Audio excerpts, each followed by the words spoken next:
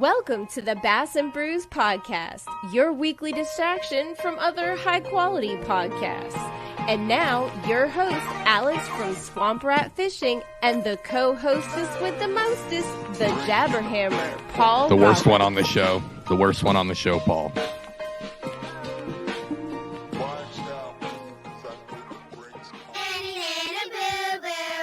Nick your hen doo Alex Castanaway. He's a short little short. We got tiny two legs. Alex Castanaway, whatever how the hell you pronounce that damn Little last name. Alex. Yeah, little Alex. Little Alex. Actually, I was thinking about this the other day. A really miniature Alex. It's a lot to say, but it really fits you better. Oh, I like that. I'm still waiting on the Photoshop picture of Hambone of us on the movie poster of Twins. I'm at the right now, since we haven't got any kind of memes from Hambone in months, like 4 or 5, maybe 4 or 5 months. I'm guessing at this point Hambone don't listen to podcasts no more. No, he definitely does. I think I don't know what he's been doing. I know it's not practicing for the Queen City tournaments because he's been having disastrous results in those. But he did take time to post on my latest YouTube video, giving me crap about wearing jeans in the kayak. And Hambone, you're right, it sucked. It was a cold day. Yeah, it's my fault. Hey man, them Queen City boys are all about the yoga pants, men in yoga pants, aka the Queen Cityers. What, like tight? Oh yeah, they're all in the tights, right? They wear tights with shorts over the top of them. Nah, dude. In 2015 they were tights, but now they're yoga pants. They're men in yoga pants. That's a scary sight because I've seen what some of those guys look like, and I don't know if I want to see them in yoga pants ever. I can't imagine. You obviously don't watch our YouTube videos because they're all in yoga pants. Not so much now, but when summertime rolls around, they'll be all. Hopefully I'm going to see Hambone this weekend because we have the Queen City Santee and we have the Hobie Santee tournament coming up this weekend. I'm getting down Friday. I could be down 11 o'clock Friday, or I could be down at 4 o'clock Friday, but probably ain't gonna get the pre-fish. I'm just gonna go look at what ramps. I'm 100% betting is what I'm doing. I done paid all my entry fees, and I'd have been better off taking that money and making it rain around, some of the folks at the stoplights around here begging for money. And I'd have a better chance at getting something back than probably what I'm going to get when I go down there and fish. I was about to say, how many bass have you caught this year? What are you at, 3, 4? Interesting. No. I'm at 2.25 because I got one to the side of the boat 2 weeks ago at my tournament and it came off. Yeah. So I'm counting that as a quarter fish. Listen, you know what they say, those who can't do teach, and those who can't teach act like they're a pro on a podcast. So you've covered that fully. Well, no, I think we've made it clear that neither one of us are here for any kind of teaching or pro tips or anything to actually do with fishing. That's why we invite people on this show, because you and I are good for nothing podcast drunks. Yeah, no, that's the new tagline. It's welcome to Bass and Brews. We're just two good for nothing podcast drunks. I think that's perfect. Yeah. And if y'all are watching this, I do apologize for you looking up my nose, but I'm trying to download a episode of Entertainment Educational that was supposed to be out Monday, and then today, and then now it's probably gonna be next Monday. Well, I'm glad you're late with all your podcasts, not just this one. So that's good. Bo. Hey man, we got a lot going on right here in the Jabberhammer household. We got my business expanding. I got to hire somebody. We got shit going on. I got a new billing system. And the important thing about a billing system is if you can't send them the invoices, then they can't pay them. And it's just me, and I ain't no technology idiot or anything, but damn, these billing systems make shit so complicated. So damn complicated. I mean, shit.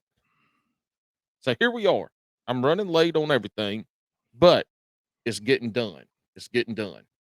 I like it. All right, so you said you're going to Santee this weekend, right? This airs Friday. You'll be there.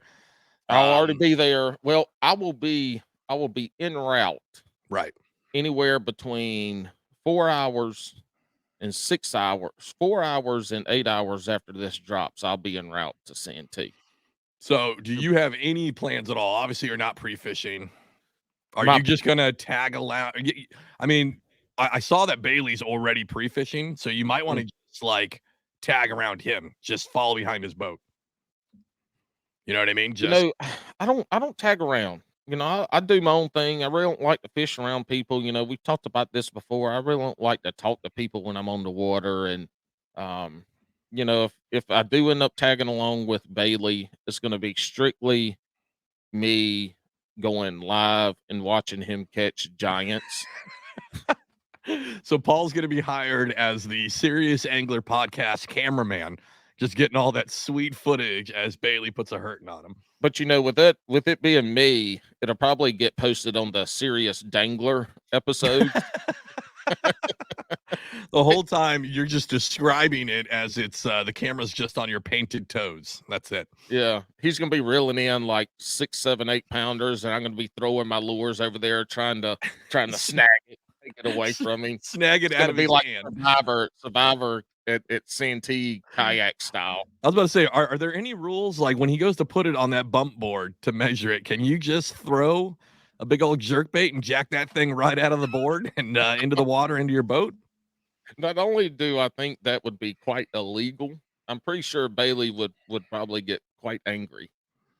I mean, he'd get angry, but you'd be fine sitting on the podium at first place, you know, with all his fish. That's the only way I'm probably going to get any fish in the boat if I go steal them off of Bailey's boat. I'm gonna be throwing A-rigs at Bailey's fish as he's reeling them in. I'm going with 80-pound braid, and if they bite my lure and he's reeling me, I'm just going to jerk it off and see what happens. Right? You'll have a fish, not Bailey. I was about to say you got to not Bailey. You got to rephrase that, boss. Me and Bailey are camping together. I mean, you know. Yeah, you never know what's going to happen, right? Well, we're going to eat steak one night. I do know that for sure. Saturday is going to be pretty damn gnarly on Santee. Right now, we got calling 80% chance of rain, calling for a 1/4 inch. So if we get thunderstorms in 80%, that 1/4 inch could turn into 2 inches, and 20-mile-per-hour winds on Santee, and they're out of the west. 20-mile-per-hour winds on Santee that's pretty sporty, man. It's going to be, if you're fishing the east side of Moultrie or Marion, I hope you got a place to hide, because it's gonna get pretty gnarly. It's gonna be rough. And this is the one. Is this the only Hobie you're doing this year?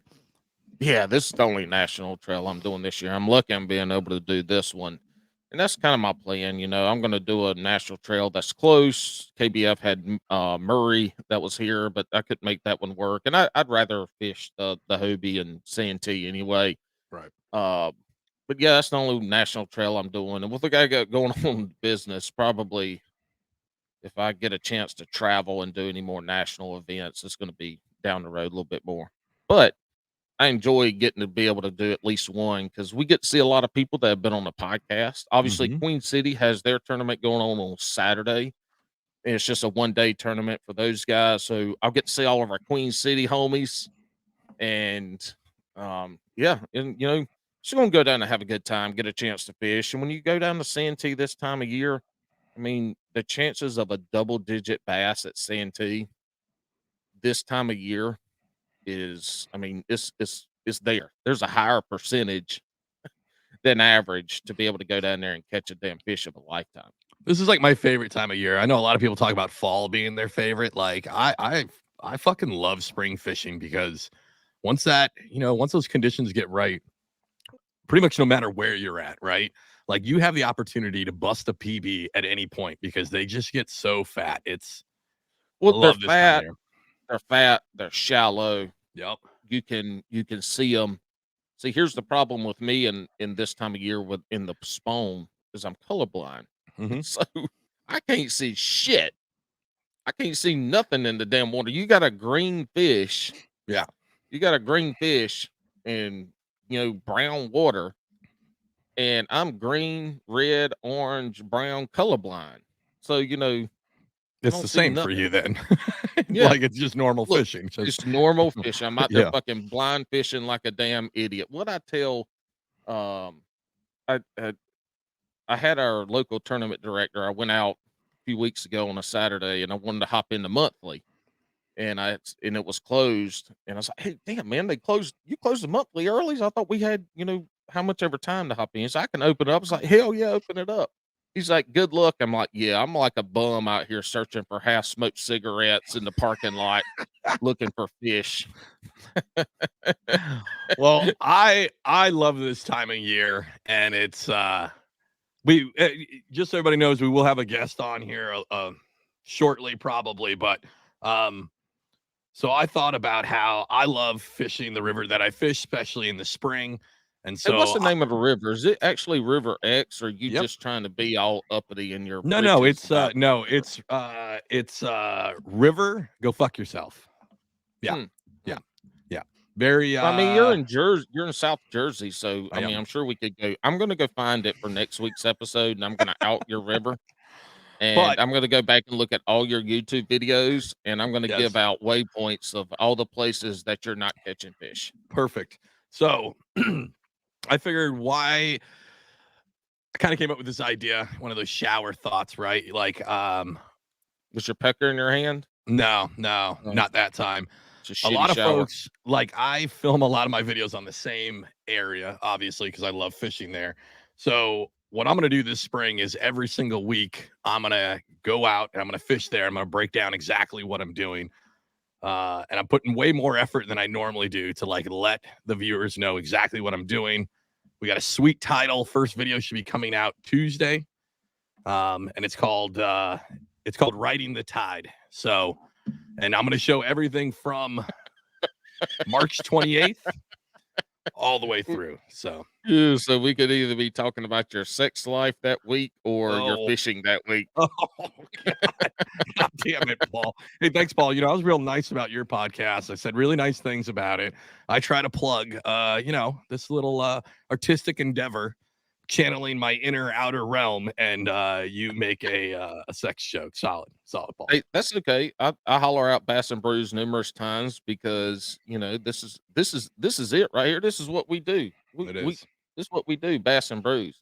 Good. Yep. So good times coming up. I know your videos. You're talking about. You're going to be showing what you're doing, this and Yeah. that. So ideally, there's two things that are going to be happening in your videos. I can already see it. It's a Mm-hmm. premonition. You're going to be throwing a flick shake, Well, 100%. Yeah. and then you're going to be throwing jigs that fall off on the cast. I haven't lost one in a while. I'm due up. I'm Because definitely due.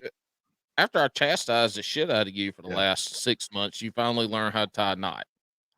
The flick shake is gonna be there, but it's gonna be more of I definitely leave some stuff out just because I'm just there to fish. I'm trying to take a more analytical approach to explaining why Oh I'm my fishing, god, So analytical. Are you showing the fisherman? Are you writing down every catch in your book I and am. the Yeah, time? man. Just so Yeah. you are Yeah. showing the fisherman has man. I'm telling you what, I can tell you've been listening to Jigs and Bigs because you following Showing the I Fisherman's have. footsteps. I'm trying to explain, and even for myself, why, because there's a lot of times where I can predict, like, no joke. I have full on videos where I'm calling shots, and I'm I'm getting fish when I'm calling all of these shots. So I'm just trying to think about it more. It's awesome. It started off really great. I went out fishing on the 28th, cold, rainy, had a 28% chance of rain, and it poured for fucking 2 hours in 45-degree weather. I was wearing jeans and I left all my rain gear at home. Oh, see, So this is the problem. We got to get you out the jeans and getting it in Queen City tights. And the other yeah. thing, dude, is man, we got to get you into some blackfish rain gear. So Oh, Bailey been preaching to me about blackfish, and I finally broke down and got me some. And the two times I've had to wear it, man, I bone ass dry. Now it wasn't no serious rain, right? right. But it was that constant wet rain. And that blackfish shit was good, and it's not all bulky and stuff. It's good stuff, man. We need to get you some blackfish. We I need to mean, it holler at had to be Bailey. bulky on you because that's a lot of fucking fabric to cover your fat ass. So, Well, I mean, I do squeeze into an extra large in most stuff. It kind of depends on, how much. I have to put the shirts especially. I have to put them on the ground and stand on them, and then do some curls to stretch them out. So that way my titties my titties don't look as saggy, and my I like belly it. don't look as big. That's what we roll. But I'll yeah, have to man. check him out. Hopefully it doesn't fucking rain anymore. You know what I mean? Because yeah, Paul's telling me to be real slick, and he's got to go pee. But I'm not that slick. But anyways, yeah. So hopefully you guys enjoy it. Like I said, I'm gonna break down, not just the good times either. I'm gonna break down like even when the bass start leaving, and it should be cool. It's a pretty it's a pretty dedicated area, so you're gonna be able to watch these fish come in from the catches that I have. Super excited about it. And now we're at this point where I just sit here. Paul's not there. I kind of ran out of gusto. Yeah. Trying to wrap everything together at this point. Paul said he's busy. I'm pretty busy too. I start work next week. Pretty excited about that. And yeah, Paul, I don't like doing solo podcasts. Like I ran out of steam before you even shut the door. See, I got all the practice doing solo shit. Yeah, you did. And now you're the bum. Hold on. All right. So I'm done downloading this podcast. Okay. Let me eject and let me get this camera set up. We'll be all right. Look at my hairy ass nose and all the That's right. boogers that are hanging on for dear life. Our last minute guest came in. Are you ready to bring him in, Paul? Or are you still looking at your fucking nose? Okay. Nope. Yeah. Nope. We're gonna make Drew. He can hear Mhm. us. I'm pretty sure. We're gonna make his ass sit back there. Wrong thing. Hold on. Let me Oh, this is the best, folks. This is the best when Jabberhammer decides to wait until, like, instead of just leaving the view where it's at, he decides to mess with it in the middle of the podcast. Look, I'm beautiful. Look how thin you look now, dude. That other view, like you just lost 50 pounds. I know. And you know what the great thing is? I didn't have to do nothing but change the camera view. It's that MySpace angle of where they some of the young ladies would do it from up high to hide everything. You're doing the same thing. You make the boobies look big and the tummy look small. Hey, I know angles. Hey, the other thing is, before we bring Drew on, I was at the Bassmaster Classic. You were fishing it, right? Yeah, yes, I was. Yeah. I stole a boat. It had Kevin something Dam. I stole his boat and went did some donuts at the dock and whitewashed a couple folks. And I heard that you gave Gussie all of the tips on how to pull out that classic win. I did my best. I told him, look, you need to take some shiners and you need to put the shiners on the A-rig and put a balloon on it and you'll catch him. And he won. I'm not sure if he did it or not, but he won. But no. Yeah. Oh, okay. Well, I was gonna say, yeah, I want to do a little recap on the classic. We're all waiting. It was a good time. We took me and Can't Look Carter went, and for those that don't know, hashtag Can't Look Carter is my son, and he's got a YouTube channel. It's Can't Look Carter 1233. And if you'd like, Gorilla Tag on the VR, go subscribe and watch. Anyway. This second year in a row, it's a little guys trip that we take, and I couldn't find a hotel, and none of the guys that I knew that were Airbnbs had a spare room for us. Like, some past guests last year, we had a couple guys that let us crash with them. It didn't happen this year, so I got a campsite. Nice. I'm like, we're going camping. Hell yeah! I pull out the tent. This is Thursday evening when I finally decide we're able to go. I pull out the tent. The tent. The top cover, the rain cover's dry rotted, and it's supposed to rain. It's supposed to rain Friday night. So I go buy a tent. We get on the road about an hour later than I'm supposed to, which means I'm going to be setting up in the dark. We get to the camp spot, and I get to my campsite. It's a fucking mud hole. Like I mean, an absolute mud hole. And all the water drains down Can't look into my Carter's like, campsite. yeah, Dad, great idea, Yeah. Dad. This is gonna be so much fun. I backed the truck in because to park, I have to back the truck in to get it out the way. Well, I got 2-wheel drive truck. It's a neutered F-150. And I get quote unquote stuck. Well, I'm not stuck. It's just I'm in this mud, just slipping and sliding. And so I'm from the country. I've only had 2-wheel drive trucks a majority of my life. So I'm working to get it in. He's like, Daddy, just call for help. Just call for help. I'm like, shut up, boy. I don't call for help. Get out there and push. I didn't do that. He didn't push. But I did get out, and there were ruts in our campsite now that are about 6 inches deep of absolutely ridiculous. So anyway, nobody was at the campsite above us, so I commandeered that campsite, set our tent up, and I was like, if they come here, they're just gonna have to like deal with it. Anyway, we get set up, everything's going all right. We lay down in the tent, we go to bed. He ends up going to sleep about 11, end up falling asleep somewhere between 12 and 12:30. Well, at 2:30, I start hearing the sweet pitter patter of raindrops hitting the tent. And so I wake up and I pull up the weather map. I'm like, oh, yeah, I got real nasty real quick. Gonna get nasty. And there's a squall line coming and it's moving slow, which is even worse. And so we get a little bit of rain, a little bit of wind, then the rain picks up and then a squall line hits us. And he wakes up and it's booming, like it's thundering, no lightning close to us, but it's boomers all around us.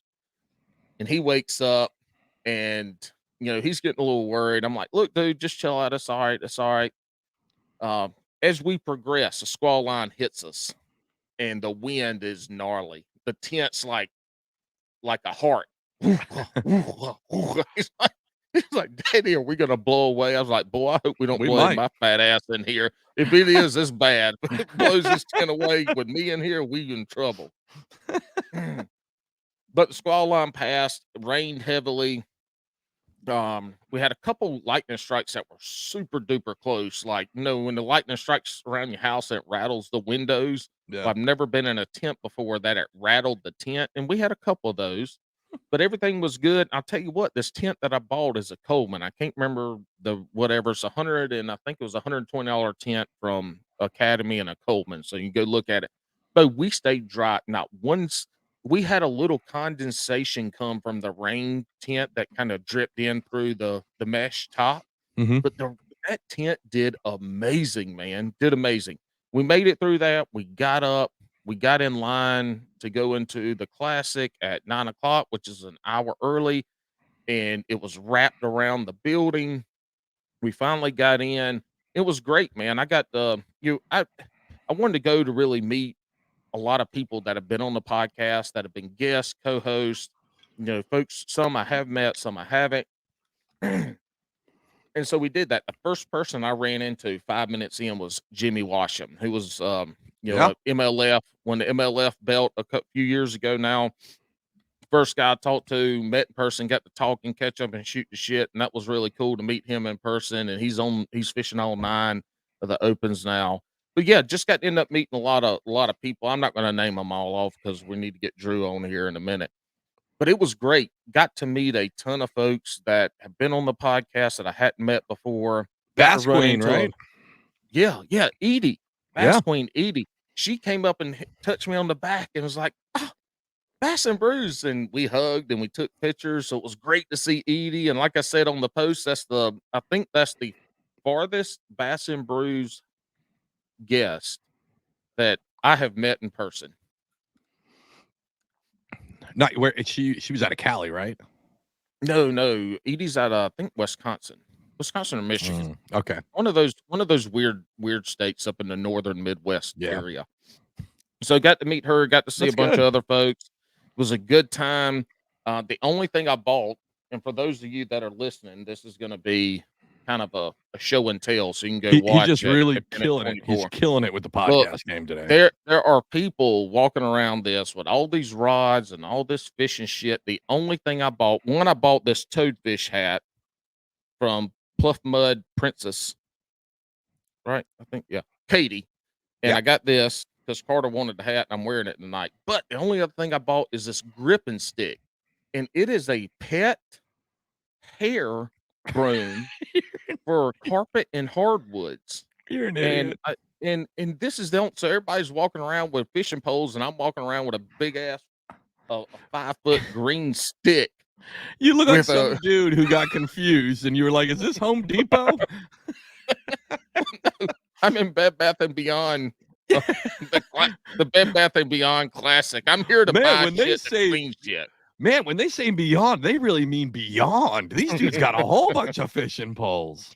So I bought that, and we hauled around with it. Look, we had a great time. Good. We got to meet a bunch of people, new people, old people. Got to see I Hand Job Adventures was there. So I got to run in the Hand Job and meet Miss Hand Job. Nice. I mean, yeah. So it was a good time, man. I had a good time, awesome. And it's awesome. If you've never been to a classic, you should go if one's close to you. It really is a good time. The weigh-ins are real neat. Haven't been to a blast off yet, but the blast offs are real cool from everybody I talked to. You get the opportunity to go to a Bassmaster Classic. I highly recommend it. It's really good. There are tons of anglers just walking around in this. And if you think about it from MLB, NFL, any of these professional sports, there's nowhere where you can just go mingle around and just run into a professional player and talk and shoot the shit with them. But at Bassmaster Classic, and there's the MLF guys there too, right? So all these people are there, they're available to talk to, and for the most part, the ones that I see are really they love to talk to the fans. I mean, not only that, I think the best thing to come out of it was seeing Matt Robinson just get loaded on TikTok, basically. It was fantastic. That dude looks like one of the most down-to-earth people I've ever seen. And every TikTok with him, he's got a beer in his hand. He's having a good time. Mm-hmm. And he made the final cuts, didn't he? I didn't get to run into him, but yeah. Matt Robertson's he's an icon for me because he's straight up, he's straight up gonna do his shit, and I love it. And the John Daly of fishing. Hey, and to make you more jealous, I got to give a man hug to Matt Pangrack from Bass I Talk know, Live. you little bastard. We gotta have him back on so I can actually talk to him. Hey, speaking of man hugs, I got two others I'm gonna shout out. I got the man hug the shit out of Joe LaBarbera. Okay. Lucky you. And I got the man hug the shit out of our good friend Drunkwood. Oh yeah, Drunkwood looked like he was on it. I saw some posts. He looked like he was on it. He looked like he was as sauced as that one time me and you were on Alex Rudd's show, and then he let Drunkwood on, and Drunkwood had like no pants on. That's how saucy he was in bed. He looked like he was in bed. All you could see was his white teeth and him slurring his words. But hundreds of people watching the live stream, and there's Drunkwood just annihilated. All right, let's bring in Drew. Awesome. Yeah, let's bring in Drew. Instead of having him sit back there. Drew, thanks for being patient. What the fuck is going on? I've been waiting for that. I've been waiting to bust out the start. Every time I hear him do the glass break, like you have to have the rest of it, Paul. It's stone cold. We both hit buttons as he came in, but his came in like you look way louder. The crowd is going wild right now. You just blew the eardrums off of half of our listeners with that look. Oh, that's weak. That's weak, dude. That's weak. Oh, great! I'm glad that this episode turned into the soundboard off. Oh, it's definitely gonna be. It's definitely gonna be. This is way more crystal clear, Paul. Your $40 knockoff from Amazon isn't as good. It's better than your soundboard, bitch. Like I'm glad I could be the drunk dial of podcast guests coming in at the very last minute. This is the 2 a.m. text. Hey, are you up? Of podcast guests. I'm glad you guys thought of me. Down to podcast. It wasn't the drunk dial though. It was the 2 a.m. booty call. Yeah, I'm the booty call. Thanks a lot. I'm just glad it could be with both of you.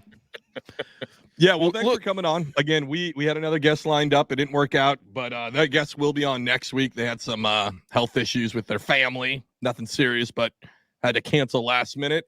And Drew was kind enough to obviously you're really busy this evening. I just posted my own podcast. Like I literally was uploading it and I was telling Paul, I'm like, hey dude, give me he's like, I'm bringing you on at 9 o'clock or whatever it is y'all's time. I'm like, hey, give me 25 minutes. I'm making the cover art for my show that I just recorded yesterday. And you guys just happen to luck out because all my shit's already set up and I'm ready to go. That's perfect. This is your weekly distraction from quality podcast content. We ain't got time for you to do your shit right. You just throw it out there like we do and come on our podcast so we can throw it out there like wait, hold on, Paul. Shut the fuck up. You don't do any of that anymore. It takes a lot of work to process it and put it out there. You just don't do it, dickhead. No, it doesn't, because all you have to do is download this bitch and then publish it, because there's way more work to it. I mean, he's got to get on Chat GPT and get the description and all that and get the cover art ready and actually post it up there. Like, there's steps. Then you got to get on social media and put everything up there. Do that shit. Drew, do you use Chat GPT for your description? I do not. I use the same 3-sentence thing on every single one. It just says, on this episode, Drew is joined by guests. Gotcha. They talk about 3 things, X, Y, Z. Hope you guys enjoy. Here's all the links for everything that we have.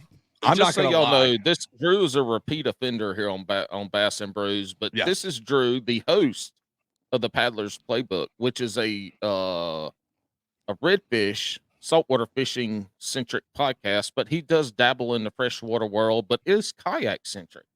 Yeah, it's just anything kayak. It's some freshwater. My next guest, well, it depends on how I do it, because now I'm doing it weekly instead of a bi-weekly show. I'm just recording in batches. Like, I recorded 3 shows this week, and then I have to record 1 more tomorrow, and then I knock out my whole month of April because I'm doing a lot of fishing tournaments, and we got baseball and everything else. But I don't know if you guys probably don't follow, like, regional stuff from Texas. There was a regional guy who had a 113-inch bag for this last tournament. Holy that's quite fucking amazing. Yeah, Look. so he's going to join me. He had a 26-inch fish that it was the tail was coming off of his 26-inch board. That's fucking crazy. That's a good that's a good I'm going to have him on and interview him tomorrow, and that'll be up next Thursday. Hey, and Drew, did he win? I need you guys. Yes, he won by. And what's crazy is there was other guys that broke 100, and they're like, "How the fuck do I break 100 and I still do not win?" I'd be so fucking pissed. Put up 102 inches. I'm not even in the money. What the fuck? Yeah. It was a crazy day watching, following that. I don't know. Do you guys do that? Like, if you know people following or fishing the tournament and you're not fishing it, do you follow them at all on Tourney X? Just to check in every now and then? Queen City. We follow all the Queen City ones because we do the Queen City Chronicles, but I ain't watching no bass fishing. I'm sure as fuck ain't no following no live scoreboard that gets cut off 3 hours before the end. Like, that doesn't excite me. I just follow the guys that I know just to see. And then it's not like I'm staring at my phone. Like, I'll go do some shit and then come back. Oh, I wonder where Dustin's at and see where he's at and stuff like that. But was Dustin Cannell fishing in that tournament, or is it another Dustin? Dustin Nichols. Oh yeah, same thing, same people. Dustin Nichols. Yeah, I usually follow his. Hammers. Yeah, no, I follow the Queen City ones to see. Like, we have high hopes. Like, we created a whole nother show for them, right? Like we showcase their monthly tournament. And selfishly, I did it so I could talk to more of, like, really good friends of the show. Like the Bass and Brews historian runs, is on that trail. Dustin, Hands on Adventure, Hambone, all these guys. And so selfishly, it's just more time for me to talk to them. But then as we're through event 2, I realized they all suck and they're never going to be on the show because they can't even break into, like, the top 50%. So yeah, look, every episode we have Alex. Alex has his own little world. And by little, I mean short world, miniature world. This fantasy Queen City fishing that Yep. he does with himself and nobody Yep. else. Yep. And when all of his people do terrible, Yeah, I call him out. he calls them out and talks shit about him at the beginning of the podcast. Yeah. Yeah. And then we have the people that actually did something on the podcast. I gotta admit, I had a really good episode with Vinny. We did like an hour and 20 minutes, and I couldn't use it at all. It sucked. I reloaded my board, and I did 3 podcasts with the settings like they were, and there's this horrible ass echo. So one's with Dustin Nichols, one is with Vinny, and then another one is with Corey, who is the head of pro staff for Wilderness, and I couldn't even use them. So I thought I was trying to get ahead, and then I just fucked myself because I was like, oh, I got to have a new guest on for this Thursday. Thought I had the whole month done. What you have to do is you have to practice some Shut the episodes fuck up. so you fix this shit like Is that this. You don't have Jesus? this kind Hold of on. Has bullshit. Jesus entered the Bass and Brews podcast? Is that you? mate. Is that you, my Lord? I'm Abraham. Oh my god. Yeah, we batched once, right? Like we cranked out 3 in a week, and like we've never done it since. Look, and that's the thing, Bass and Brews, you know, again, so today's a good example as we live life on the edge doing this podcast. We record on Wednesdays. It used to be Tuesdays, and then we put it out on Fridays. So edgy. You know, shit happens. You're like, we roll with it. We hadn't had a lot of problems with it, but the one time we did batch, what happened was there was like relevant shit that we were talking about, and 2 weeks, 3 weeks later, it wasn't relevant anymore. And like we felt like that we lost a lot of the gusto. Well, we were also podcast. so brand new that we needed to like hit the socials hard to like promote the show. And those episodes, by the time the 3rd week one, it was just like, dude, that was like almost a month ago. We have on, what? But was it really relevant stuff that you guys were talking about? No. I mean, There was it nothing really relevant? It was. No, there was everything nothing. we talk about is relevant. So we had Slab Dynasty, Sure, Paul. Todd Grubbs, and Dark Waters all in 1 week. See, I don't Tuesday, remember Wednesday, all that Thursday. shit. So you guys are the reason that Dark Waters doesn't do this shit anymore? We are. We were You the last recorded one. that, you didn't put it out, and Josh no, was we like, put it out. He was like, "Fuck it, I'm out. Yeah, I'm listen, done. like less than a month later, I'm gonna go choke some fools." Like my second favorite podcast just ended like 2 weeks later. It kind of sucked. Like, from my understanding, because he used to batch all of his episodes. Yeah. We were literally the last fishing podcast he was on. He He saw used to put out like 3 and 4 a week too, man. He was Yeah, I don't know like, how he did pulling that. it. a madman. No wonder he bounced out. Like, he was burned out. But I also, and I'm pretty sure this is a true statement, he saw how we ran our show, and he saw how perfect it was, and he was like, there's no way I can meet that pinnacle. So he just, shut the doors. He was done. It's because Jabberhammer was fucking with him with that little sound effect, and he's like, Josh, I didn't have the soundboard. go to the then. martial arts. I didn't have the soundboard then. I just Judo got the is soundboard calling. not that long ago. "Jujitsu, son, jujitsu." No, we started that show shotgunning a beer, and I had a malfunction, and they both made fun of me the whole time. He shotgunned. Look, I could have cracked the beer open and poked a hole in it and drank it from the hole faster than Alex did, drinking it the right way. It was awful. It was I mean, what terrible. can you do? Don't shotgun beers. Yeah, the only Just thing drink it the did- bourbon. The only thing I'm drinking the bourbon. The only thing Hopefully, we that don't have any accomplished, cup drops today. the only thing that accomplished was me spraying my computer with fucking beer.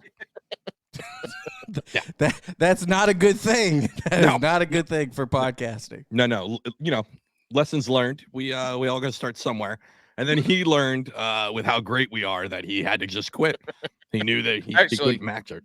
Actually, I'm like this. I can't believe I just recorded this shitty ass podcast. I'm done. There's no way. There's no. This has ruined my career. Being on this podcast, I'm done. We were so bad. He went, man, I need to choke a bitch, and he went and learned jujitsu so he could choke somebody. Hey, I mean, in all real talk though, I loved his podcast. He had really good guests on. He was a great interviewer. His shit was really good. I hate he's not doing it anymore. It was a good time. it was about as real of a a kayak fishing podcast as there was out there. I mean, his energy, like if you listen, his energy was nonstop, and you never knew what the hell he was gonna say next. Yep, that's what was great about it. Like you had no clue. Like we're on our show, when we were on his show, we're sitting there talking, and he's like, "Oh yeah, you saltwater guys, you love catching redfish and then sticking lemons up their butthole," and I'm like, "Oh yeah, that's what happens." I mean, I guess so. It was just. Like, okay, that is a weird way to start a conversation. Hey, well, that's like when y'all had me on your podcast. And I'm like, hey, guys, I've heard y'all cuss on y'all's podcast. Can I cuss? And y'all were like, well, we don't like to say the F word. And I'm like, well, I hear y'all say the F word. And then, I mean, y'all gave me rules. But here's the funny thing is I recorded a podcast with y'all, and you were like, or was it y'all record a podcast? Oh, y'all came and recorded a podcast with me, and they're like, "Hey man, we're gonna put out a dual episode." I'm like, "Hell yeah, no problem." And Drew's texting me like later. It's like, "Hey man, we're just gonna use a little clip of yours," and then so I listen to Paddlers Playbook every time, every 2 weeks. And so I start listening to a podcast. And I'm all excited. And he goes, "All right, we did this, so we're gonna have a clip, but." We were on Bass and Brews, and he's like, we're gonna let y'all know this is not safe for work. This is not, don't listen to this on speaker. And they were like, it was only like a 5-minute clip that they started the show with when they were on Bass and Brews. And they like put out a PSA of this is not safe for work. This is not like over and over. I'm like, God damn, was it that fucking terrible? No. I was like, yeah.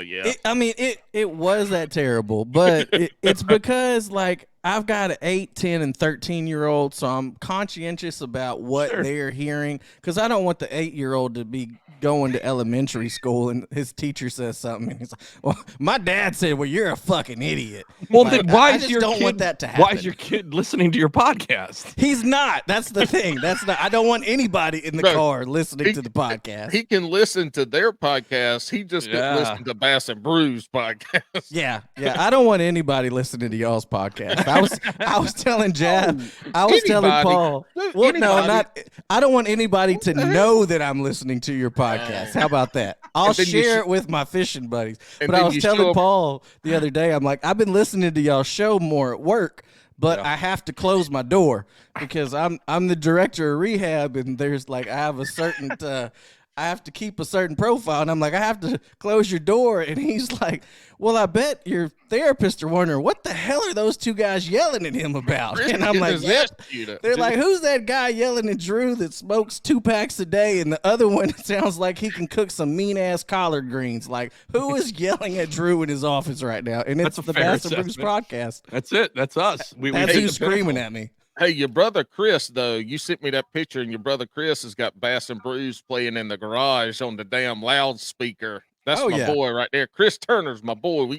We need to get him on. We tried to work it out. I've dropped the ball, but we got to get him on to talk about. We got to have somebody on this podcast that knows how to actually catch redfish. The Turner boys. Come on now. It sounds like it's Chris. Come on now.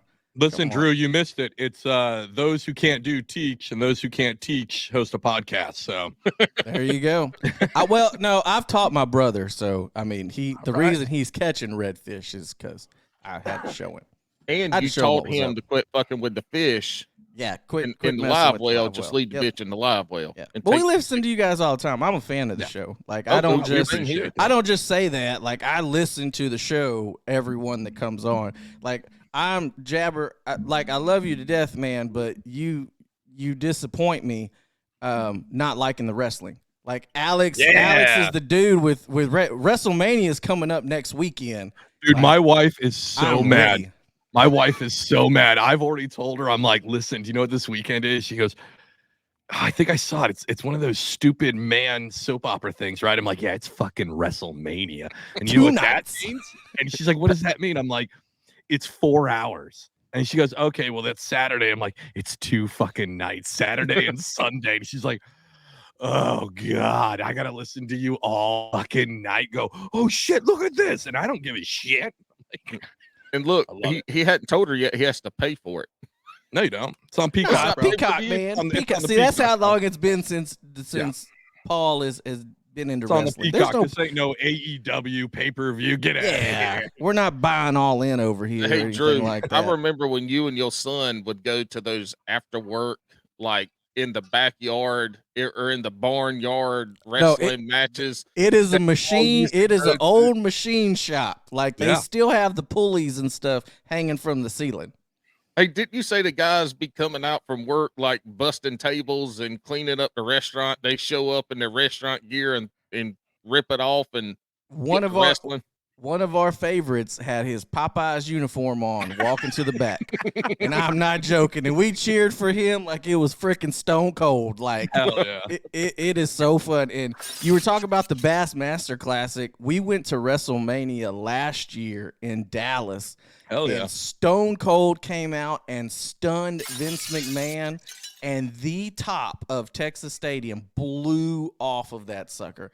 I've been to plenty of pro games. Like I've been to some playoff football games and playoff baseball games and Kyle Field and all these great stadiums. But a huge wrestling event, the pop, whenever like the superstar or something happens, it will give you chills. Like Dude, the can hair you on the back of imagine- your neck will stand Can you up. imagine being there at the Royal Rumble when Sami Zayn dropped that chair shot? Like that pop. Yes. Probably. Who's Sami Zayn? Don't worry about it. Shut up Look, and look just pretty. mute him for a little bit. Yeah, like that pop. Like I feel like that was one where she was mad because that was like at the end of the 4-hour fucking pay-per-view, and she's like half asleep, and he hits Roman with it, and I'm like, holy fuck, it's happening.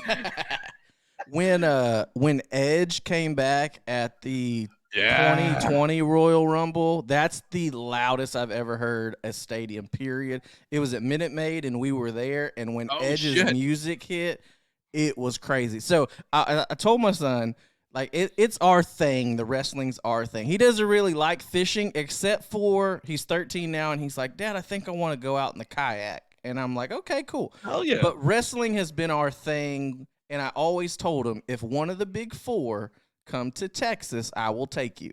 Mhm. So WrestleMania, Survivor Series, Royal Rumble, and SummerSlam. The Yep. only thing we haven't been to is SummerSlam. We've been to all the rest of. We've been to 2 Royal Rumbles. We've been to WrestleMania, and we've been to Survivor Series. That's So I'm awesome just core waiting memories for Summer- him. That's Oh, awesome, yeah. man. That's awesome. And, All right, and Paul, do you want to get involved anybody now, that- or do you want to keep yeah. talking? I mean, me Hey, and Drew we can talk keep about talking wrestling for a while. predictions. Yeah, Hey, we can talk about I've got- predictions. So I've got one thing I want to interject with, and for the folks that are listening and not watching, Drew has a microphone, and the reason that Alex and I have our microphones Oh, it is. Yeah. is because Drew did all the work, and I I was told like, you "Hey, these are the best which- ones. which ones are we buying? Like, what do we need to upgrade to?" And Drew's like, "You need to upgrade to this." So I upgraded my mic. We did 2 podcasts, and Alex texted me after the second one the next day. It was like, "Hey, I ordered the microphone," and I'll tell you what, probably one of the greatest things we've done with this show, besides kicking Alex off for 9 months, was buying these microphones. Yeah. Because the quality has been way better, except for every now and again we get, the guest that has 3G still, and it has been really good. So thank you, Drew, for setting us up and getting us to sound, even though we are not professional and it's still the the shittiest podcast in podcast land, we at least sound good. That's right. that's 75% of the battle in a Right. podcast. You just got to have good audio. You got to sound good. And Paul, you're gonna love that thing when the summertime comes and you have to have that fan or something blowing on you, so Oh. you're not dying in there in the garage, because that thing will cancel out y'all don't hear my air conditioner running right behind me right now. Yeah. It's running away. So you're And gonna love it honestly, during that time. I Drew, feel the like next thing anybody- we need is a camera that makes you and I look way less fat. Well, shit, we gotta do this. Remember? No, You yeah, gotta exactly. Go like The that. angles. There you go. It's There the you go. angle. Does that look better? Alex is lucky. I mean, we only know how short he is because I tell that he's 4'6" on our podcast, but Correct. he is a skinny bitch. I've been losing some weight. I've been doing the intermittent fasting. Just Not because you bad. just because you skip breakfast doesn't mean you're intermittent fasting. I don't eat I don't eat until 4 and I stop eating at 8. And that's the only time of the day legit. I eat, period. All right, that's the only time of legit. the eat, period, from 4 to 8. I served with these dudes that were like, "Oh yeah, I do IF," and I'm like, "Motherfucker, you just skip breakfast. That ain't shit. Shut the fuck up. We all skip breakfast. Skip breakfast, and eat, a lunch twice as big as average, and a supper twice as big." And they're like, "Yeah, intermittent fast, but I still ate 4,000 calories today." Total side note. Here's one thing I'm worried about. This last year being on the ship, I'm like conditioned, so we get like an hour and a half lunch on the ship, right? So what you do is you go eat as much food as possible, and then you go into a food coma and you nap for like an hour. And so my wife is like, I still do that. And my wife is like, hey, you're going to have a real fucking job where you can't just nap for a fucking hour every single day. And I was like, there's no nap time. No more siestas for Alex. You don't get to roll out your little mat and get your blankie at work. That's not how it happens. I was like, I thought at Google and shit you could do that. I'm working for a tech company. Can't I just nap out in a nap pod? We've talked about everything but fishing on this show so far. Well, Bass and Brews is not about fishing. It's a fishing podcast. It's literally in the name, but go ahead. But no, that's just Bass SEO. and Brews podcast. Alex throws fishing in there just so we can get the SEO. But this podcast is about whatever the hell we want it to be about. And usually our guest is the one that keeps us on track for fishing. But you're doing a fucking terrible job, Drew. No, we're talking about wrestling.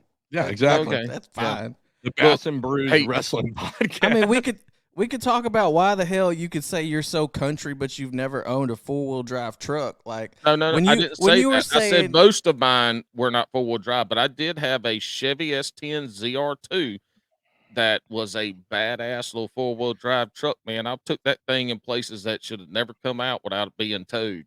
Yeah, rest in peace, that one. Paul had to give that up in the divorce to his cousin. Wow. First of all, I've never been divorced. Drew can't even find the button. Sorry, shit. I had to go back. I've got like 4 banks. I had to go back to bank 1.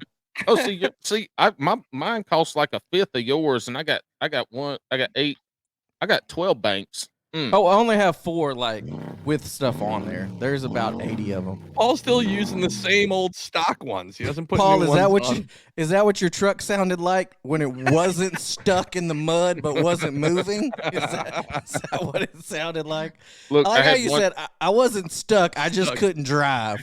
I'm glad you caught on to that. No, you're only stuck if somebody else has to pull you out. Now, if it took you an hour to get unstuck, you were never stuck. So were you just yelling at Can't Look Carter? All right, son, I'm going to push, and you need to hit the skinny pedal. You ready? Can't Look sitting there trying to play his VR gorilla tag. He's sitting in the passenger seat going, just call for help. Just call for help. Mom will get us out. Call Mama. Oh, there's no way Mom was getting called on that trip. No. Hey, I will say this about Can't Look Carter. He gets scared with stuff, and I really thought when these storms were coming, we were gonna have to, make a run for it and get in the truck and sleep in the truck. But he did not go back to sleep. So this dude woke up about 3:30, went to bed at 11ish, woke up at 3:30 a.m. And 2 things. One, during the middle of the night, finally we had a little lull in the lightning and thunder, and all of a sudden we had a boomer, and he goes, "Oh no, not this again." And then this knucklehead, though. So the next day I get up, cook breakfast. And we had this dude walked around. I put in 10,000 steps on Saturday at the Classic. This little dude walked around with me the whole time, and it was 9:30 that night. This little, he'd been up 21 hours. And he's still going strong, man. He's like, "Daddy, do I really have to go to sleep?" I'm like, "Boy, you need to take your ass to bed." Yes, need to go to sleep. I will say this: I was hoping this campground, because a lot of these pro anglers will camp in a campground. I was hoping this campground was going to have some pro anglers, you know. Oh, I not for wasn't the gonna do anything. classic, man. No, yeah, they camp in campgrounds. So they have a, they come with their mobile home or trailer, and then they have a Sure. bass boat. Did they? Well, they when did. I rolled up were- to this campsite, I was like, there ain't no. When I rolled up, I entered. I'm like, there ain't no professionals here. because they But- checked the weather. They were like, I'm going inside. That spot that was open, that was Kevin Van Dam's. And he was like, nah, fuck this. I ain't staying out here. But we did have on Saturday night, we had two guys from Ohio that were down for the classic, and they were camping behind us. And so I got to sit down and talk with them. Bart and Goose were the guys' names, and I told them about the podcast, and they said they were going to listen. They did. So if they are listening to this episode, Bart and Goose, man, I enjoyed getting to hang out with y'all for a few hours on Saturday night, the classic, and I hope y'all had a good time. I want to know a guy named Goose. No Like, shit. that's a cool ass nickname. That's one and thing he- I've always and wished he I wa- he had wasn't was a even cool from the ass South. nickname. A we can cool give ass you one. nickname. We can Yeah. give you one here tonight. Oh, Was we're he gonna from figure that out. Canada? Was he He's from Canadian? Ohio, Ohio, basically. he basically Canadian, yeah. Basically, It's just Canada with bad water. Hey, Alex can't talk shit. He's a quarter Canadian. Yeah. Got real quiet there. Hey, Drew, I got a since Paul was talking about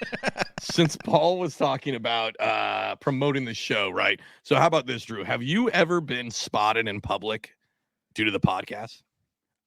Okay, so I don't know if he listens to this show or not. William I don't Shaw. think so. No, not William. I know William We're listens. gonna talk about Mr. Shaw at some point too. But this guy was cool. I mean, he's cool as hell on social media. He was cool once I met him. Yeah, definitely wasn't William. William's the- the hater on the socials. But there was just this tall gentleman at, I think it was a Toys for Tots tournament this year, that was just kind of lingering. Yeah. Like just lingering around the group, wouldn't say anything, and then lingering around. And I asked my brother, I was like, hey, do you know this guy? And he's like, I don't know who the hell that is. Maybe he listens to the show. Maybe you should talk to him.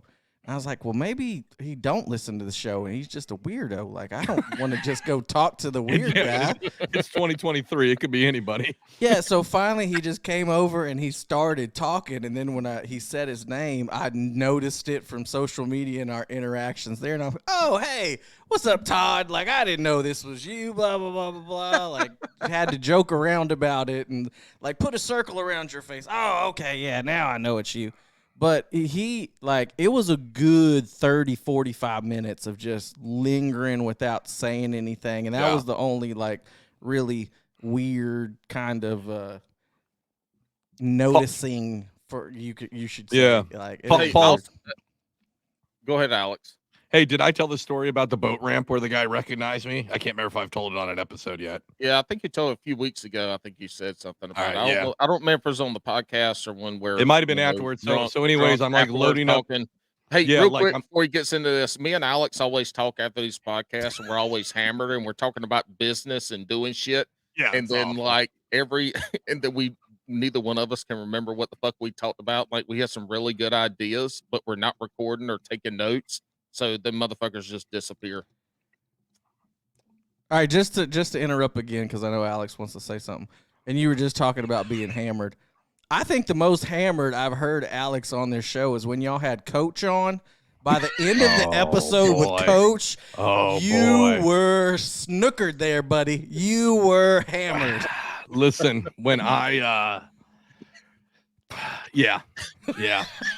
Coach And is a that's great- more hammered than the one time that he dropped his liquor drink in No, his I lap was live. like the Coach episode, and there's no excuses, but I had a light dinner.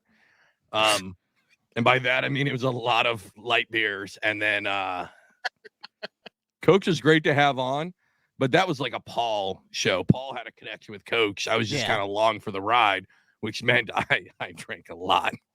Like when I look back over it, it was like the first 10 minutes, I'm just like, because this is full Just of bourbon. drinking and drinking. This is and full of bourbon. And And he had beers, chasing it with beers. I was He chasing it. just I think I had 4 9.5% IPAs and a tumbler with 2 things of ice and the rest of bourbon. in a 2 hour. Jeez. I was fucking. That was the one, Paul, where afterwards when we got back, I was like, "Listen, I can't go upstairs yet." I made I'm him, way and I too drunk. made him stay afterwards so long he sobered up. There was one point where I was like, I need one more beer, and I go upstairs because I'm in my basement, and I fell upstairs loud enough to where my wife heard it, and all I hear is, "Go the fuck back downstairs." As water bottles start hitting you in the head, drink some water before you come up here. Hey, Drew, before I forget, because I was going to say this, speaking of meeting people, I saw the tallest person at the Classic by far. And I look over, I'm like, yo! And he looks like, I know that face. It was our boy Brandon Mays, that bass fishing dude. Yeah, he's legit 7 footer. Like he is. It ain't no joke. Like he's legit 7 foot he's tall. Large human being. Like, and whenever he shakes your hand, I feel like I don't want to get too close to him because I'm like, dude, I'm at your fucking belly button. Like, scoot back.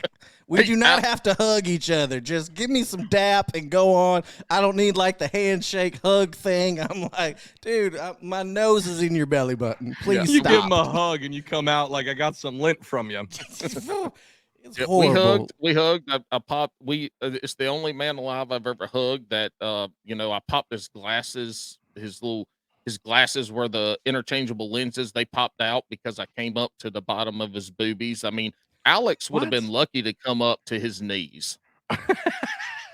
He's a tall man. He's really cool though. Like I really like Brandon.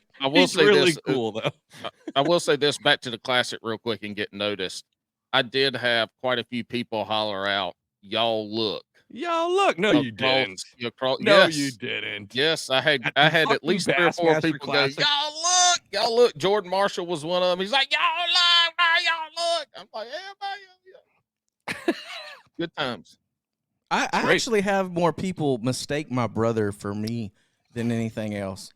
Like he's way uglier than you. Well, they're just like, hey, He's are you that tall. Are you that podcast guy? And this has happened to him like 5 times. I've only had one creepy guy like circle me at a tournament weigh-in, but it's happened to him a few times.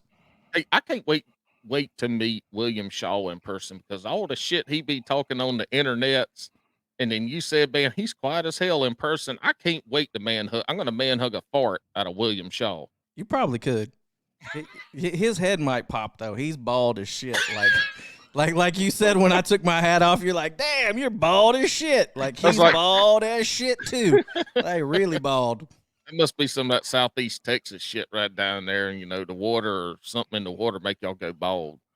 Oh, I don't know. Who knows? Who knows? I'm not even really from Texas, so there's that. Where are you from? I was actually born in South Carolina. Where? In your neck of the woods, in Charleston, on the naval base.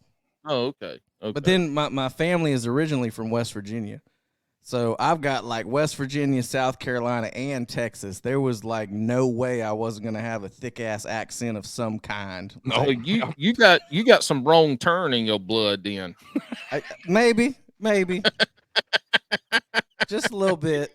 Did you just say you got some wrong turn? I hear some banjos and my eyes start twitching a little bit, and I'm like, I mean, everybody goes with the Deliverance, right? But Paul went with wrong turn. I dig it. Well, Deliverance was filmed in the mountains of South Carolina. Matter of fact, I worked with a guy that knew the kid that played the banjo, and the kid that played the banjo didn't actually play it. They had somebody else playing the banjo behind him. That's the story I heard. That's a fun fact. You should have him on the EE. I don't even know if he's alive. I'm not sure he has decent internet service either. Probably ain't got running water. He's probably out there shitting in a bucket full of sawdust. He's probably a physicist or some shit. He's like, you fucking peasants. There's no way. No, there's no way that kid who played the banjo in Deliverance is a physicist. All right, somebody look this up. We need Tori. Tori, go look it up. Fact check, Tori, and then you let us know the facts this weekend. If they're good enough, me and you'll go live, Tori, with some facts. Wow, this is the dead silence Brews has ever been right then and there. I love it. A little scared. I'm a little scared. Hey, Drew, Are you doing this time last year, you were dabbling in some freshwater bass tournaments. Are you going to hop into those this year? Or did you ruin yourself last year and be like, this is fucking stupid. I'm not waking up this early to go fishing. I didn't ruin myself last year. Like, I did good. In the first one I fished, I got 12th out of 97. So it was like, I was like, hell yeah, I can do this. Still ain't first. Well, I didn't think I was going to get first. Hell, I'm barely figuring out what the fuck a Cinco is. Like, there's like I've got some learning to do. But I did another tournament middle of the summer, and it was horrible because the middle of the summer fishing for bass suck if you do not have good electronics. Correct. And in the redfish world, like, you don't need any electronics, so I didn't feel like investing anything in it. And I was going to do some stuff this year, but then my brother, who's my tournament partner, you know, most of the tournaments that we fish are team tournaments. He kind of called me out on the episode that whenever he came on our show, he's like, well, you know, last year I didn't think you were fully into it. You had the bass bug there at the beginning of the year. And then at the end of the year, we started to do real well, and we got on the podium and yada, yada, yada. So this year I was like, well, fuck that. Like, I'm not going to do the bass bug. I'm just going to stick to redfish this year, and let's see how we do in Galveston Redfish Series, the whole series, with only concentrating on redfish for the 4 months that this series is in. So I'm not even going to go bass fishing in the next 4 months. I'm just concentrating on getting Team of the Year in Galveston Redfish Series. Hey, what are those redfish tournaments that you and him are fishing? What are the payouts in those? It's anywhere from like a good showing, $2,500 a team, to you know, the lowest is usually like $1,700-$1,800 a team. It's not too bad. No, it's not horrible. We got third in one of them last year, and I think that's the one where your brother, y'all would have been first if he hadn't been fucking around with that fish in the live well. Yeah. Isn't it? Was he trying to shove? What was he trying to shove a lemon up its ass? He was trying to shove multiple lemons so we could get first place. So red fishermen are just like walleye fishermen, but instead of putting weights in their bellies, they shove lemons in their ass for the weight. Because lemons are cheaper. Like, sometimes you want to do limes because limes are more dense. But we're not wasting any lead. I mean, come on, it's Texas. We're not wasting lead on anything. Unless we're just shooting at something for no reason. I was about to say, you guys waste a ton of lead of just like... The only lead y'all are wasting in Texas is when you're shooting it at the street signs rolling down the road at 50 miles per hour. Just shooting it if it's moving, like... We've shot armadillos. I watched a video today of a guy in a Ascend 10T, you know, the little Bass Pro 10-footer, and he had 2 shotguns, one in each hand. Oh, yeah, he was shooting back and forth. Yeah. To propel the fucking boat, and I'm pretty sure he's from Texas. He is from Texas, but that's the Dude Perfect guys.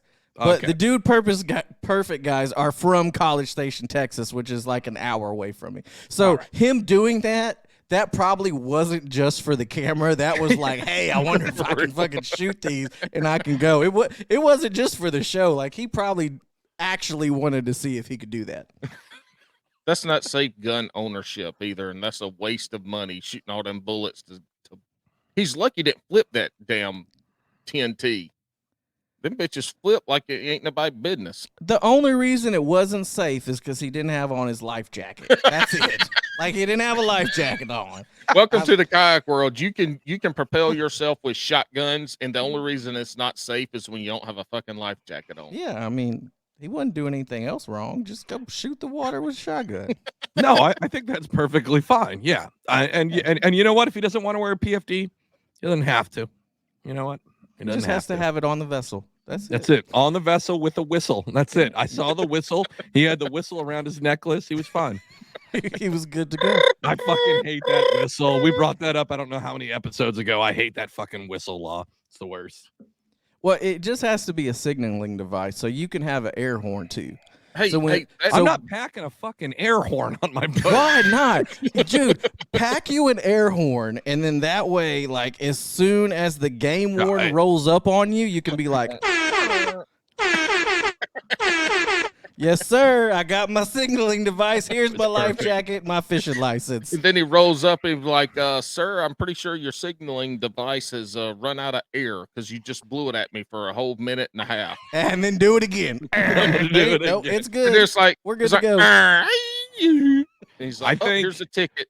Hey, like the air horn might be. Hold on, real quick on the whistle. Oh no, I hate you so much. The Paul. whistle saved Greg Blanchard's life. He talked about him flipping 100%. In the 40-degree weather and like 30-mile-per-hour winds. Yep. And there was one boat around, and he was blowing the whistle, and the damn people were able to come help him because they heard the fucking whistle. Yep. No, they're all right. So if you're doing saltwater, you should absolutely have everything that's requested and required, right? Like with my previous job, definitely tons of people who we were able to save because they had PFDs, whistles, and a signal mirror. Signal mirror is huge. If you're going to go offshore in a kayak, that little mirror is clutch because that is the fastest thing.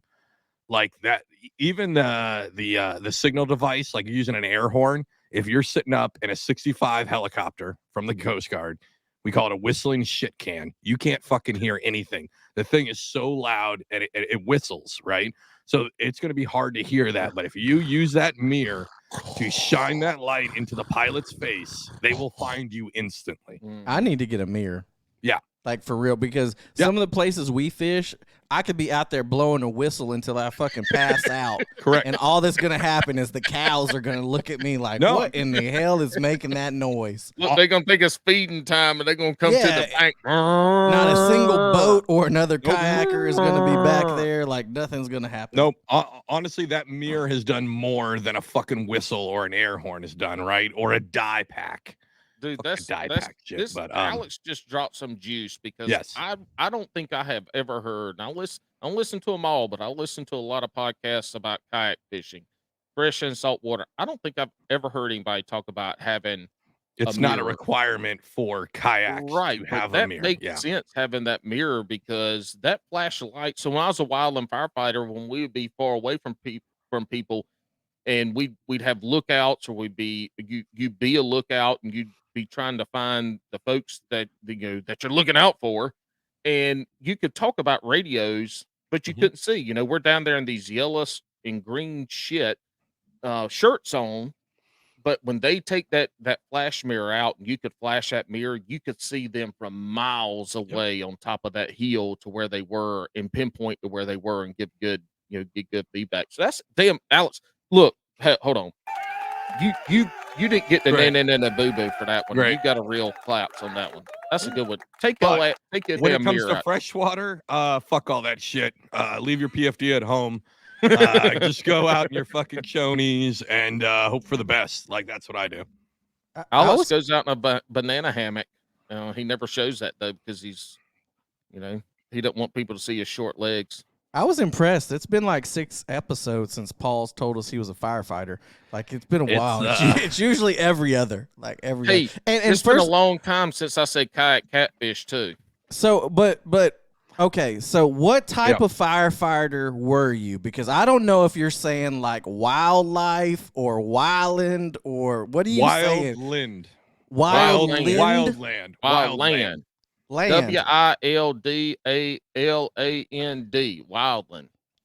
I didn't do that's not what that spells, but okay. Wildland firefighter. Okay. Wildland. I thought Wildland was a place in North Carolina. Like that's what I was like. Is that a county or is that a town? What are you, a geography major now? No. No, absolutely not. But he just said his family's from West Virginia. There's no way geography major at all. Not at all. Not even a little bit. He just said he's the director of rehab. That's because of prior history. Very true. Very true. Oh shit, that might have been too mean. I take that back. Look, I fought forest fires.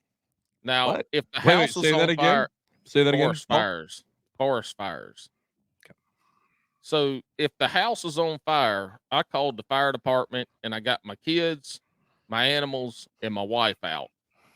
And then I had, up into the place we're in now, I had the gun safe over by a window, and I had it set up that if the house ever caught on fire, we got everybody out, and then I could turn the water sprinkler on and bust the window out and spray water on the on the gun safe to save all this shit.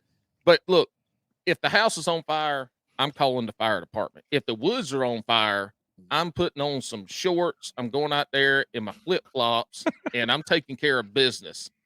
Like, you know, the woods are on fire. We're good. The house, I don't go into burning buildings. When I was fighting fire, I didn't go into burning buildings. Fuck that. Hell no. Nope. So what if the forest went into the house? Like, what would y'all? My just job say? was to fight the forest fire. Would you just A say, house all right, fire. y'all gotta wait for the city to get here? Like, our line stops right here at the edge of your grass. Sorry. I do everything I can to save Fuck your your house. Pomeranian. Everything I can to save your house. If the fire gets to your house, I'm moving on. I'm moving on down the road, and hopefully the fire department. I mean, there soon it's enough. a different They're skill, equipped right? to do that shit. Yeah, I ain't it's a equipped to different go into skill. burning buildings. I'm out there in a long sleeve shirt, some pants, and leather boots, and or in a bulldozer. I can't do nothing with no damn house fire. Watch it burn, baby. I don't know shit about it. You can bulldoze it after it burns down, maybe. No. That's not a good idea. No, I don't know. I'd be getting stuck in hell. All right, but so look, if the house is on fire, I'm going the other direction. I'm doing something else. And when that bitch burns down, I'm long gone. I'm not nowhere near. I think what he's trying. So like those the guys who deal with wildfires and things like that, like that's a gnarly situation, but you can like let shit burn, right? As long as you like start. You got to cut it off somewhere. Exactly. Got to build a berm all the way. The big around. thing with like an urban fire, and the big thing with an urban fire is you don't know what's in that house. So every house has, whether you realize it or not, you have multiple like missile hazards and hazardous materials that when they heat up, you're gonna have like shaving cream bottles fucking flying all over the place. You're gonna have household cleaners that are gonna heat up due to that heat. You got toxic fume from that shit. Propane tanks, methamphetamine labs, exactly, anhydrous ammonia tanks. Yeah. I'll tell you what. So I was a dozer operator, and when we got what we called, so when you fought a wildfire around houses, we called it urban interface. And as a dozer operator, one of the biggest issues you had to watch out for, there were a couple. One was buried cable, buried electrical lines. They're supposed to be buried at a certain depth, so it should never be a problem for a dozer operator. But you had to worry about those. But the number one thing in an urban interface situation as a dozer operator were fucking septic tanks.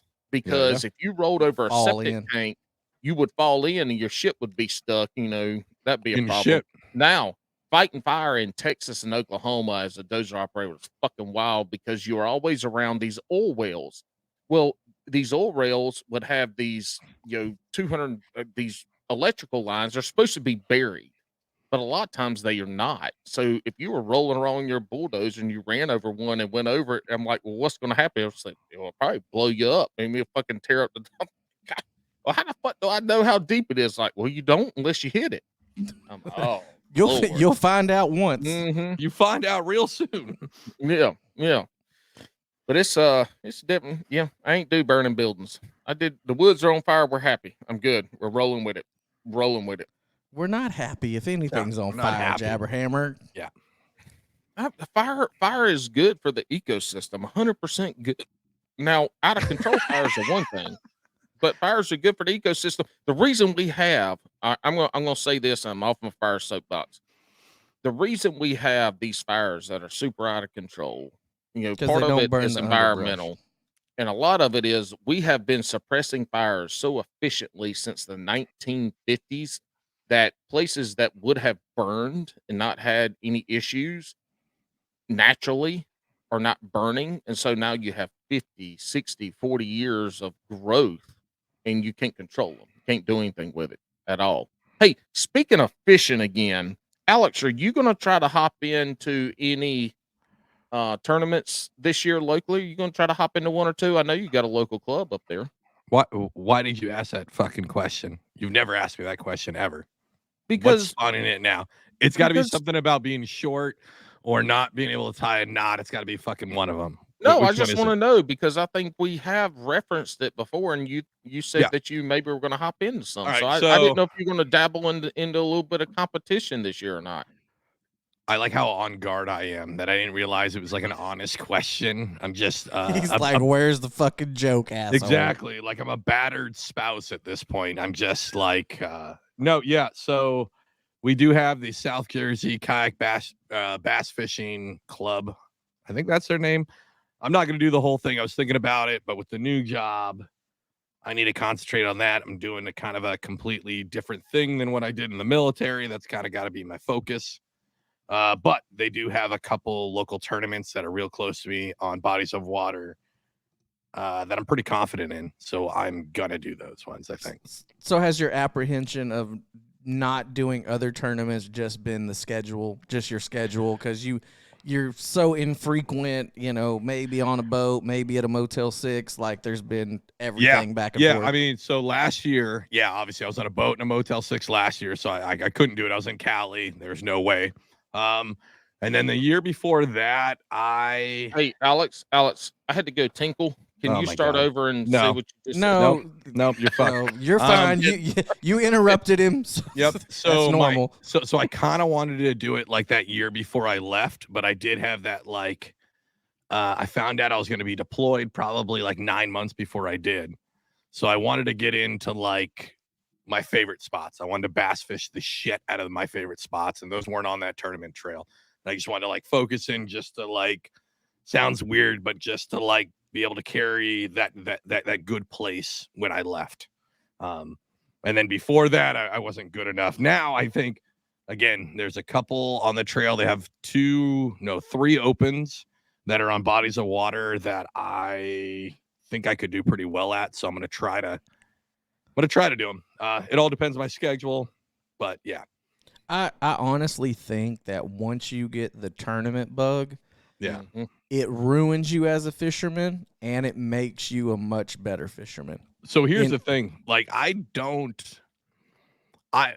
to do it for the camaraderie, right? We talk to so many people on this show and I see it all over the place. I think that's cool. Alex, don't that's give a what shit. Losers say. Yeah, that is what losers say. I'm doing it for the camaraderie. No, dude. The guys that do it for the camaraderie are the guys that aren't going to be placing. That's The not donators. me. I don't. Again, that's why me and Paul fit, right? Paul's a tournament guy. I'm not. I don't. I go out to fish for a whole different reason. He fishes I for fish fun. for fun. I I hate fish to. I carry 3 to 4 cameras on the boat. I fish for that. I fish to tell a story. I fish for my mental health, all that good shit. I don't fish for the competition because I don't think it's a sport. I think that's a bullshit thing to say. And we've talked about it multiple times on this show. So, but you will get to that point if you continue to fish. That's like saying squash is a fucking sport. This whole I'm thing, not saying it's a sport. I'm just saying if you get that's what I mean. That's squash. I mean, it's just human nature, though. You get men together all doing one thing. No, I don't get competitive with that. You got to see who's going to win. I don't have that. Because this. But you haven't been fishing tournaments either. I have not been. Hold on, Paul. Shush. You decided to leave? Shush. You're right. I haven't fished tournaments, but that's not why I got into fishing or I continuously be in fishing. I've been competitive with plenty of things in my life, right? But fishing is like that sacred thing that I will not. Mark this down. I want to have this conversation again in a year and a half. All right. And see, because I was the same as you whenever we started our podcast. Mm-hmm. I was exact same. Yeah, I wanted to fun fish and throw bait and everything else and just go out there and hang out until we started doing tournaments and taking home trophies, and then it's a completely different outlook on it. I've got a trophy. I'm good. I got mine too. Exactly. Look, Bass and Brews. That's the only trophy. 2 years running. Bass and Brews, 2 years running. Hook set hoodlum, biggest fish. 2 years running. I will crack a little bit. I do want to make sure that Bass and Brews continues to take home the biggest fish out of the Hook Set Hoodlums Pro staff members. That's the only thing I'm competitive about, is that we continue to bring these trophies. He got last year. I got the year before that. It's my turn this year. And as long as we keep building that, stealing from hooks at hoodlums, I'm fine with. Alex is right. Alex is right though. The camaraderie. That's what I want. I'm lucky. I have 2 local trails here, and we have some people that fish one. We have some that fish both. But you know, I've had folks on the podcast that when Alex was gone that were local, like that camaraderie, and even I'm fishing this Hobie coming up because I get to see a lot of people that have, again, I've referenced it earlier, have been on the podcast or you know have done stuff. I know I really do like getting to meet these people and hanging out and talking shit, and really I've learned so much meeting people at the boat ramp, waiting for our LinkedIn, getting to talk and shoot the shit. I've learned so much from those folks, and I've made bonds with those folks, and we've gone out and fished and helped each other. I really do like that. And I think if Alex would get into some more tournament fishing, that's where he would really fit in, is he would see how much fun it is because you get to shoot the shit with people and you get to go out there and compete and have a good time, but you get to make friends at the boat ramp, man. Well, that sounds good, but it sounds awesome. Like, I'm glad you're having this storybook vision in your head. But when you go to bed before the tournament, you're not daydreaming about eating a fucking hot dog at the boat ramp when it's all done. You're daydreaming about catching a 23-inch followed by a 22, taking pictures, hearing your name at the awards. And you can't bullshit me and say that's not what you're sitting there daydreaming about before you go to sleep the day before a tournament. That'll get your hot dog. That'll get your hot dog ready to eat. But you see what I'm saying? Like, you can say that you enjoy the camaraderie of it, and you really like the camaraderie of it, and you want to do it because of that camaraderie. But I think all men and women who fish tournaments, they fish it because they think that they have the opportunity to win, and that is one of the driving factors on why they do it. And once you get a little taste of being up there and them taking your pictures and calling your name and shit, like, it gets even worse. That's why I said it makes you a better fisherman, but it also ruins fun fishing for you. Right. So maybe that's why I haven't done it. You ask why I haven't, and maybe that's why, because I don't want to ruin, like, subconsciously, I don't want to ruin what I have now. Like, do I dream about catching big fish before a trip? Absolutely, right? But for a totally different reason. You know what I mean? Like, So, and there's nothing wrong with that at all. I'm just saying, like, if you get into tournament fishing, it can ruin you in that way. Where I've talked about it, I think the last show, and then I've talked about it with some friends. Like, our slot here is 20 to 28 inches for redfish, and 2 27-plus fish, that'll put you in the money in any tournament. We'll go out fishing, and I can catch freaking 15 23-inch fish, and I'm just like, yep, all right, where's the bigger ones? No, that's fun. Where's the bigger ones? See, but when I should be having fun, yes, and I found more fun now taking other people on these fun fishing trips and seeing them catch fish and taking their pictures and doing videos of them, because that it's kind of lost its edge. Like, I need something a little stronger than the 23-inch fish that we're catching there. So it's tournament fishing has ruined that fun portion of it, but it's opened up. Before, when I fish, like, I would never be the dude that stopped fishing to pull out his phone to get video of someone else catching a fish or to take a picture. Like, I'm like, all right, I got to go find my fish. Like, damn, he's hooked on. That means there's probably fish over here. Like, I got to go hit it. Where now I'm like, oh, shit, let me scoot around so I can get a better angle of him reeling in this fish and, you know, get all this shit. Where I've had to find other ways of enjoying the fun fishing part, and that's been the enjoyment for me, is taking pictures of my brother or William or anybody else that's on these trips with us. So it can ruin it, but there's ways around it. No, I think, hold on. We are. Okay, go ahead, Alex, and then let me talk. I will. Fuck you. Fuck you. I'm the one that started this podcast. I fucking decide. Anyways, so Drew, you've basically settled it for me. I'm just not going to tournament fish because, all right, honestly, because I do multi-species. I don't just do bass, right? So if I go out there, I always bring crappie gear, right? if the bass aren't biting, I'll fucking catch some crappie or chain pickerel, or as Paul calls them, jackfish. I'll catch whatever. I don't give a shit. I just want to feel a. Let me get real close. Tug. I just want to feel a little tug on that rod. You know what I mean? The tug is the drug. So But, sit back, relax, and Alex. enjoy the paddle. Alex, if you had a soundboard, you say, "I just want to feel the tug." Okay, but yeah, so like I don't want tournament fishing to ruin that. I want to do a couple of them to just kind of get with the local guys here. I think what is really weird, total side note, the this big company that I'm gonna go work for, specifically at the office that I'm at, has a kayak fishing club. Just said awesome. And I did awesome. I'm not drunk. So I thought that was pretty cool. So I'm gonna join that. But are you gonna join it or are you gonna take over? Are you gonna be like, hey guys, here's the club. I'm the new member. Welcome to the boss. This is what's gonna happen from now. So here's the weird thing. This is like a big company, right? And it's a corporate environment. And I've been told by multiple people, never mention that I do YouTube, never mention that I do this fucking podcast because it could cost me my job. So well, if they ever listen to it, they're going to be like, Alex Castanuega, please report to the principal's office. Hey, all right. So we're going to start wrapping this up, but I got a few things real quick. All right. Nobody cares. All right. First thing that I have is this, is if Alex does a tournament or two this year, and if he finishes in the money, it's going to change his outlook. No. On fishing tournaments. No. He's gonna get that check for a couple $100 or $500. He's like, oh fuck yeah. He's gonna get home. He's like, Amanda, I made money fishing today. She's like, bitch, sign up for all of them. No. Second, Drew, your shirt you're wearing.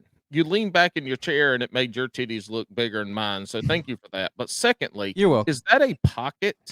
This is a pocket. It's a terminal tackle pocket. It's the new Real Sportswear Pro Plus hoodie. And it actually has another waterproof little, I don't know how to say it other than, like, you know, you've seen little makeup cases that the ladies have. It's a small little one, but it's waterproof. It's a fishing condom. Yeah, and it fits inside here. Oh, that's cute. It's awesome for, and I'll tell you this, it's supposed to be for, you put your lures in here when you go wade fishing and stuff like that, and it keeps them up and out of the way.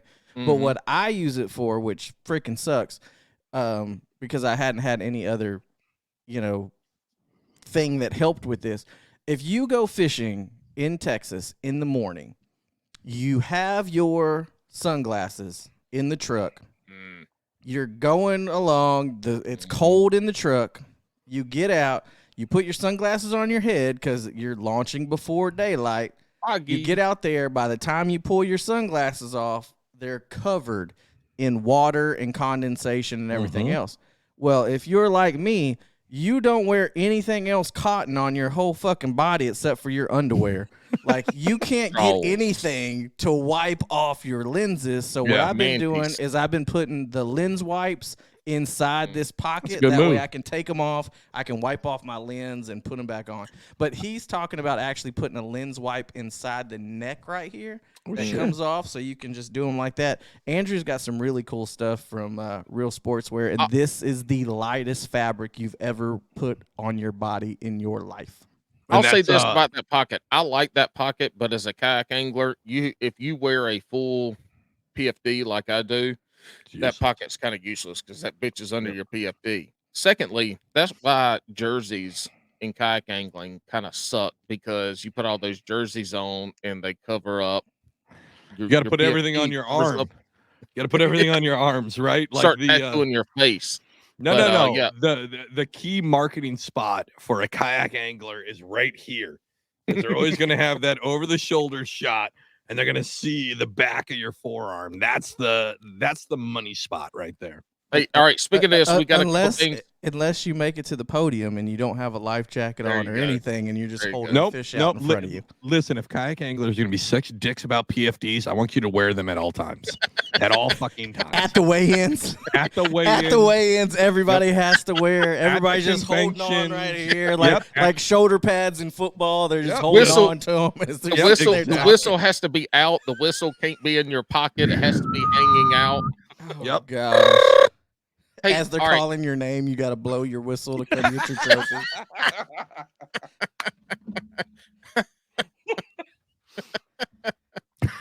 Oh man, this shit ended up being I don't know what the fuck I'm gonna title this one. This one's gonna go throw this shit in chat GPT and see what it spits out.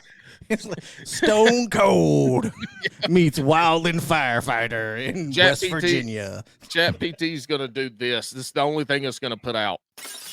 All right, Drew. Why don't you hold on, real quick. Alex, I'm running this motherfucker now. This is my time to shine. Okay. All right, let's hear it. If I'm gonna be fat, let me be fat. Okay. And in charge. All right, let's hear it. All right, go ahead, Alex. You son of a bitch. Drew, anyway, before we close out, you son of a bitch. Drew, before we close out, anything you want to shout out? You want to shout out the podcast again? Yeah, if you guys want to check out the Paddlers Playbook, it's dropping every Thursday now. Don't fuck it up, because you got a lot of different shit than the last time you've been on, so don't fuck it up. I'm going to call you out if you forget something. No, there's not a lot of different shit. Just, shout out to everybody that works with our show, too. Real Sportswear, Galveston Redfish Series, Mariner Sales, and Pure Fishing, which is like Abu Garcia, Penn, Berkeley. All them, they all support the show. Other than that, I don't have a whole lot going on. See, you're forgetting something. Hold on. I may be working. Oh, my own rods?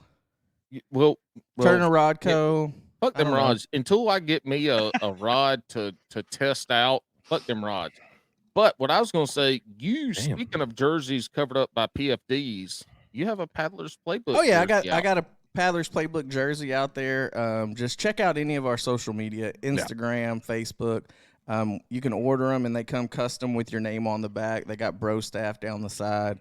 They got Mariner Sales logo on there, Real Sportswear, Turner Rod Co. Action Hat. Shout out to Action Hat. He doesn't have a whole bunch right now, but if you're looking to film, because Alex, I know you were talking about filming. If you're like me and you hate like the chesty mount because you don't like seeing people's hairy knuckles and breathing heavy as they're reeling in fish, check out the Action Hat. You can mount anything to the front of that without killing the top of your head. It's a really cool. Can you mount a dildo to it? Because when they make dildos, it's very similar to the same way they make silicone swim baits. I mean, you can mount anything you want. I'm sure Action Hat does not care. It's about that action, boss. Before we end this, I like how Drew was like, I got a couple, and then he mentioned like Pure Fishing, which is like all the fishing companies. And I thought like, man, it'd be really great if we had something like that on this show. And then Paul talked about mounting a dildo. So that's kind of where we figure out where we are. I'm not mounting the dildo. I said mounting it on a hat. No, it doesn't matter, Paul. That's still while. Is there an unpure fishing that we can get aligned with? Yeah, I can't imagine why these huge companies wouldn't want to work with you guys. Hey, so speaking of unpure fishing, Bass and Brews is now going to align with Lunker Hunt because that's the only unpure thing in fishing. So that's the only bait company that would potentially put out a dildo topwater walking bait. Yep. And they would do it in Bass and Brews colors, just a yellow, red, and blue dick floating across the top water. Oh, I didn't get to a big old Bass and Brews colored veiny ass bastards with 2 balls, and it's got 2 6-aught treble hooks on the balls.